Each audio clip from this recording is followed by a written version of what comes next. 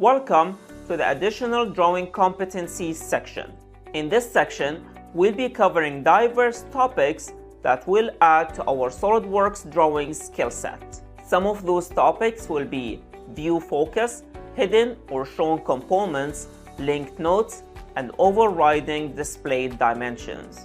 Whatever we learn in this section will help set our skills apart from all others. As usual, we'll be addressing each topic by practicing it in a separate, short video lecture.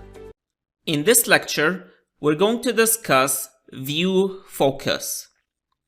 View focus is the special area around each drawing view that contains all the additional annotation and/or sketches that are not part of the drawing view.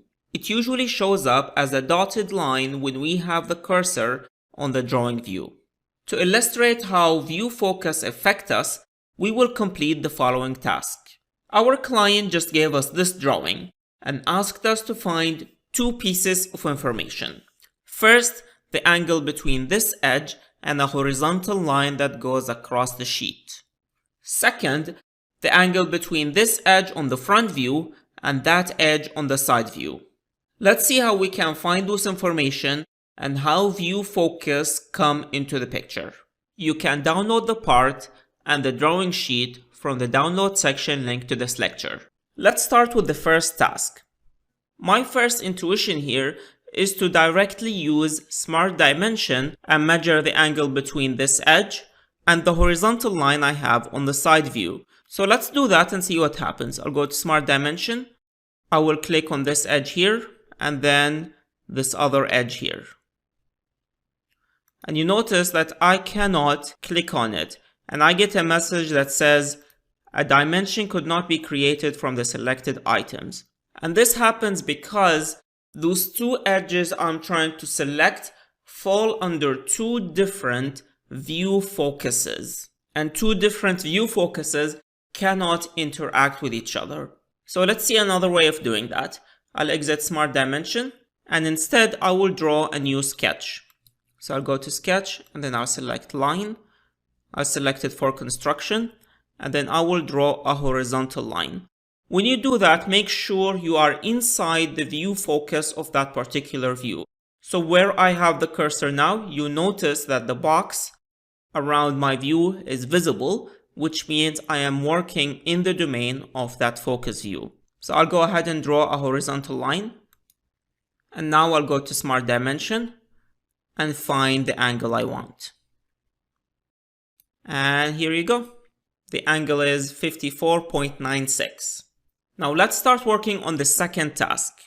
Again, if I try to find the angle directly, I will not be able to do that. So I will need to draw an additional line for that. So I'll go ahead and exit Smart Dimension. There is a small trick here. I want the dimension to be on this view focus. However, I want to measure it against somewhere in another view focus. So I will need to ultimately extend this view focus to include this line here. And the way I can do that is by double clicking on this focus view. And when you do that, you'll notice the edges become hard. And this tells me that I am actually locked on this view. So now I will select the line command again. I'll draw a line for construction. And I can draw a line over this edge. So let me go ahead and do that. Let's note here that my view focus have actually extended from the front view all the way to include the line I just drew. And now I can simply go to Smart Dimension and select my two edges. And here you go. The other angle is 37.89. Now I can print this document again and give it to my client. And with this, we conclude this lecture on view focus. So while we're here, you can go ahead and play around a bit with view focuses. In this lecture, we're going to explore hide and show components options in SOLIDWORKS drawings. To do this, we're going to complete the following task. Our client gave us this drawing and asked us to update it. His updates requests were as following. First is to hide the cover from the front view only. Second request is to show all other components. This means we have to find out if there are hidden ones and then show them. You can download the drawing, part, and assembly files from the download section linked to this lecture.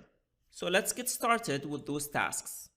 The first request is to hide the cover from the front view. Now there are two scenarios here. The first scenario, that I actually know what the cover is.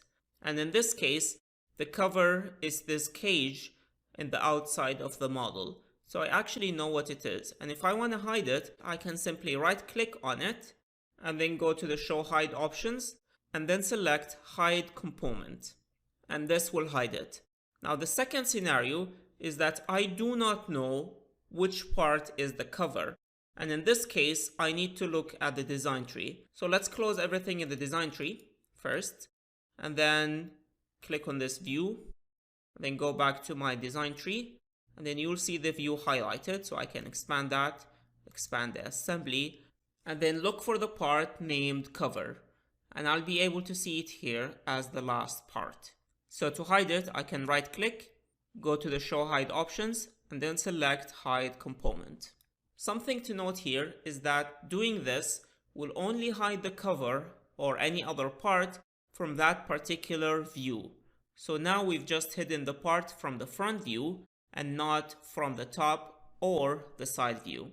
If I want to show the part again, I will need to come back to the design tree, dig up my part, and you will see it has a different icon, and then I can right click, go to the show hide options, and then select show component. So this concludes the first task. The second task is to show all other hidden components.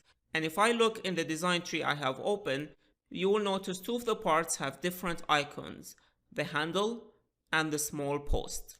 And if I hover the mouse on the handle, you will see a circle pops up in the drawing indicating a part that does not exist in the drawing. Now if I right click here and then go to the show hide options, you will notice there is no option to show component. The only option I have is to hide the component.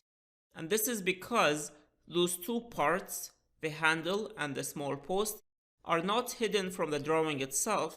Rather, it's hidden from the assembly in which we use to generate this drawing. So in order for me to show those parts, I will need to show them back in the assembly. So I can click in any of my views and then select the option Open Assembly. Now I have the assembly open. If I look to the left, I will see the two hidden components. Also, if I go to the Assembly tab, there is an option that says Show Hidden Components. And if I click on it, it will only show the two hidden components I have. So let me exit this. To show those components again, I can click on the part and select the option Show Component. And this will show it back. If I have more than one component that are hidden and I want to show them all at once, I can go to the assembly title, right click, and select Show Components. And this will show all the components I have. Now I can save my assembly and then go back to my drawing. And by this, we just showed all the components in this assembly. And by this, we complete this lecture on hide and show commands for SOLIDWORKS Drawing. So while we're here, you can experiment a bit more with those commands and options. In this lecture, we're going to explore linking notes to parts in our drawing files. Using linked notes, we can link displayed notes to a previously defined custom property or to a website. To explore how we can link notes, we're going to do the following task. Our boss just gave us this drawing and asked us to note and display the name of the designer for the top cap. You can download the parts, assembly, and the drawing file from the download section linked to this lecture. So let's find out how we can use linked notes to find and display that information. The first thing we'll do is to display a normal note. So I'll go to the Annotation tab and select the command Note. and then insert this to the top cap. Now we can go to the left where we will see different linking options. So the first option is to insert a hyperlink, and this will enable us to insert a website. So I can just type in a URL here and it will link that to the note. Another linking option next to it is to link to property, and this is the one we're going to use. So let me click on this, and if you do, you're gonna get this window. So we're looking at a custom property from a model found in this drawing, which is already selected. And then in this drop-down menu, I have multiple options as well. In the case we are having now, we're trying to find a piece of information related to the component we have attached the note to. So I'm going to select the last option, component to which the annotation is attached. And if I take this window away a bit, we'll find out that the note is actually attached to the top cap, which we're trying to find the designer of. So I select that option, and here it tells me the selection is the top cap, which is correct. And below that, I can choose the property name. And those are the custom properties the designer have set for that particular part. So under this, I will find an option for designer. And if I select this, I'll get the evaluated value displayed here, which is math matter. I will also have it displayed in the drawing canvas, math matter. And that is the name of the designer who designed this part. So I'll click OK, and then click on the check mark for notes. And this displays our note with the required piece of information, which was the name of the designer of that part, the top cap.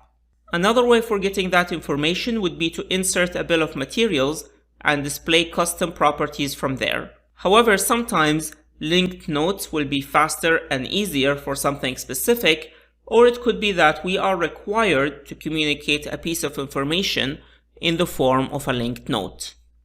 And with this, we conclude this lecture on linked notes. So while we're here, take some time to explore more of this feature. In this lecture, we're going to explore a fast measurement tool we have in SOLIDWORKS Drawing. So we're working on this drawing, then all of a sudden, one of our teammates come over and ask us, "Can you please give me the area of that surface? I urgently need to know that." And then he stands there waiting for us to answer him. So let's see how we can find this out for him.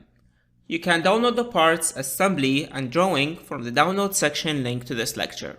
To find the surface area, I can simply go to the Evaluate tab, and I will see a Measure option. So let's click on that. And then you'll see specific options popping up, but I don't really need to pick any of them. I can just take my cursor, and you'll notice the shape of the cursor have changed, and then click on that surface. And this will give me the area and the parameter of that surface I selected. So we can note this down and give it to our teammate. Note the dimensions given here are in millimeters because this is the system of measurements set for this sheet. However, I have an option here to change the units, so I can select that and then use custom settings and then change the unit to whichever unit I want. So let me try changing it to meters and then click OK. And now the area is in meters, which is 0.42 square meters, and the parameter is 4.54 meters. And this tool is not only restricted to surface areas, so if I select an edge like this, it will give me the length of that edge. If I select a circle, it will give me the diameter and the center of that circle. And then here I have more specific options as well. So if I want to find the distance between 2 points, I can select this one and then select 2 different points. And this will give me the distance between them. I can also select 2 different lines, and this will give me the distance between those 2 lines.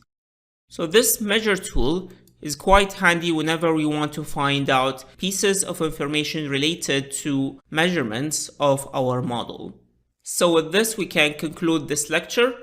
So while we're here, you can go ahead and more explore the measure feature.